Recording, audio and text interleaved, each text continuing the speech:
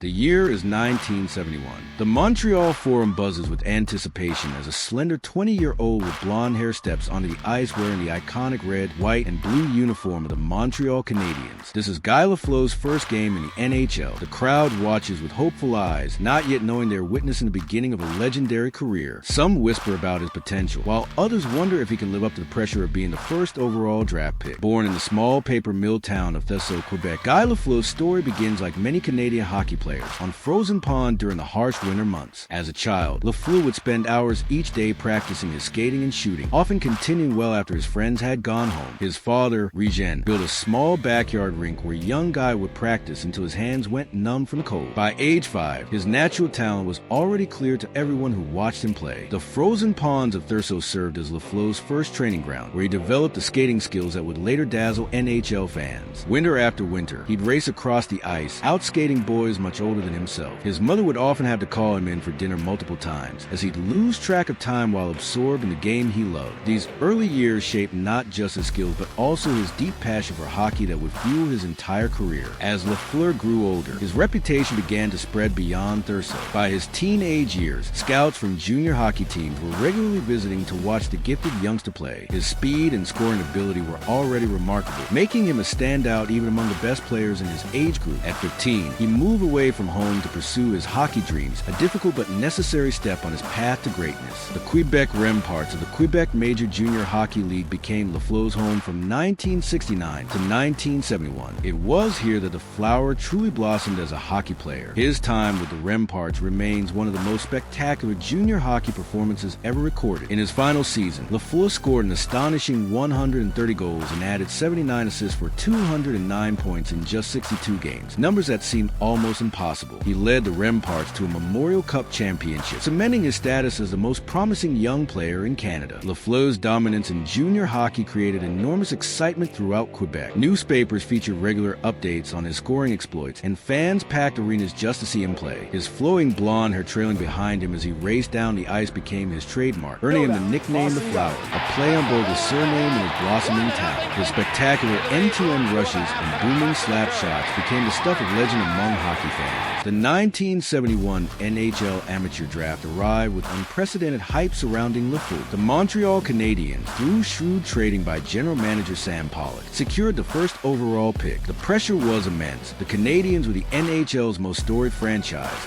and their fans expected nothing less than greatness from their top pick. On draft day, Lafleur's name was called first, fulfilling a dream shared by countless young players across Canada. The Canadiens brass smiled confidently, believing they had just selected the cornerstone of their next dynasty. When Lafleur first joined the Canadiens, expectations weighed heavily on his young shoulders. The Montreal media scrutinized his every move, and comparisons to Canadiens legends like Maurice Richard and Jean Beliveau began immediately. The pressure performed for the hockey-obsessed city of Montreal was unlike anything Lafleur had experienced in Thurso or even with the Remparts. For a 20-year-old from a small town, the bright lights of Montreal presented a challenging new world. As Lafleur's rookie season progressed, he showed flashes of brilliance but also faced a difficult adjustment to the much faster, more physical NHL game. His first few seasons would prove to be a learning period, with modest point totals that didn't match his junior hockey dominance. Some began to whisper that perhaps he wouldn't live up to the extraordinary expectations. Little did they know that the flower was simply preparing to bloom on hockey's biggest stage, where his electrifying speed and scoring touch would soon captivate fans across North America and establish him as one of hockey's greatest stars. The transformation of Guy Lafleur from a promising rookie to an NHL superstar wasn't immediate. His first 3 seasons with the Montreal Canadiens showed potential but not dominance. Everything changed in 1974 when coach Scotty Bowman encouraged Lafleur to play his natural style. Lafleur stopped cutting his hair short, letting his blonde locks flow freely as he raced down the ice. The symbolic change matched his on-ice transformation as his point total suddenly exploded. The 1974-75 season saw Lafleur score 53 goals and 119 points, announcing his arrival as one of hockey's elite players. The Montreal Canadiens of the mid-1970s formed one of hockey's greatest dynasties, with Lafleur as their brightest star. Between 1976 and 1979, the team won 4 consecutive Stanley Cup championships, a remarkable achievement even for a franchise with Montreal's storied history. history. During this golden period, Lafleur wasn't just contributing. He was often dominating games with his speed and scoring ability. His playoff performances were particularly memorable as he consistently elevated his play when the stakes were highest. In 1977, he scored the Stanley Cup winning goal, cementing his place in Canadiens lore. What made Lafleur special wasn't just his scoring statistics, but his unmistakable style on the ice. No player was more recognizable than the flower at full flight. His blonde hair streaming behind him as he rushed up the right wing became one of hockey's most iconic images. Lafleur's blazing speed created a sense of anticipation whenever he touched the puck. Fans would rise from their seats as he gathered speed in his own zone, knowing they might witness something spectacular. His powerful and accurate slap shot, often unleashed while skating at full speed, became his most dangerous weapon, striking fear into opposing goaltenders. In Quebec, Lafleur transcended sports to become a genuine cultural icon. At a time when Quebec's cultural identity was evolving, Lafleur represented French-Canadian excellence on a world stage. His interviews, always given in both French and English, made him accessible to all Canadians. But in Quebec, he was more than a hockey player. He was a symbol of pride and possibility. Restaurants and bars throughout Montreal were filled with fans just to watch Lafleur play. His face appeared on everything from cereal boxes to billboards, and children throughout the province dreamed of being the next Guy Lafleur. The statistical peak of Lafleur's career reveals one of the most dominant stretches in NHL history. From 1974 to 1980, he recorded 6 consecutive seasons with at least 50 goals and 100 points,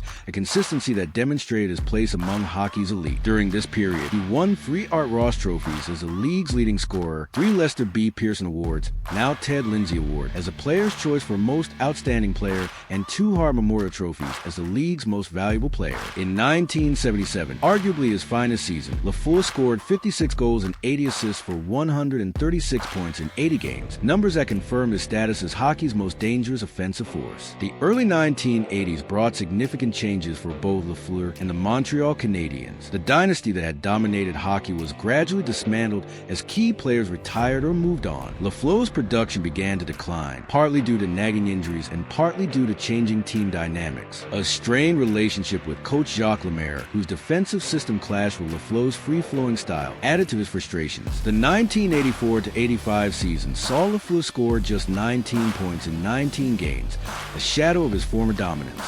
In November 1984, at just 33 years old, Lafleur shocked the hockey world by announcing his retirement from the Montreal Canadiens. For 3 years, Lafleur remained away from professional hockey. His number 10 jersey retired to the rafters of the Montreal Forum. He was inducted into the Hockey Hall of Fame in 1988, seemingly putting the final stamp on his illustrious career. However, competitive fire still burned within him. In a stunning development that captivated the hockey world, Lafleur announced his comeback with the New York Rangers for the 1988-89 season. Though he was no longer the dominant force of his prime, his return was met with standing ovations in arenas across North America, particularly when he returned to Montreal as a visiting player. After 1 season with the Rangers, Lafleur returned to his Quebec roots, playing 2 final seasons with the Quebec Nordiques before retiring for good in 1991 at age 39. Even after his playing days ended, Lafleur remained a central figure in hockey. He became an ambassador for the Montreal Canadiens, regularly appearing at team events and connecting with fans both young and old. His business ventures included a helicopter rental company and a restaurant bearing his name. More importantly, he maintained a genuine connection with hockey fans, always willing to sign an autograph or share a story from his playing days. Unlike some sports stars who fade from public view, Lafleur embraced his role as a living legend, understanding what he meant to multiple generations of hockey fans, particularly in Quebec. Lafleur's post-hockey life wasn't without significant challenges.